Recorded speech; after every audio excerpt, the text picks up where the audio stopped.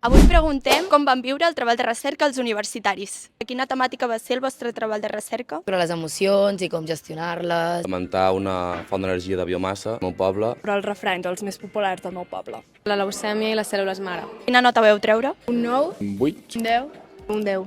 un 10. Un 10. Un 10. 10. Quants deus? 8 i mig. Hi ha un 7. 9. Un 9. Va organitzar bé el treball? Treballar durant l'estiu. Hauríem d'aprendre més de tu.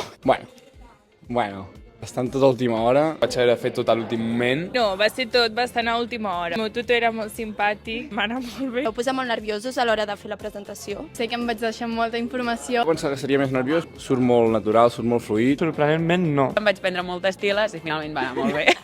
Consell li donaries a algú que ha de fer el treball de recerca? L'organització. Escollint el tema que realment els agradi. Pregunten també molt al tutor del TDR. Començar des d'un inici. El tema que t'agradi és la clau perquè no estàs desmotivat.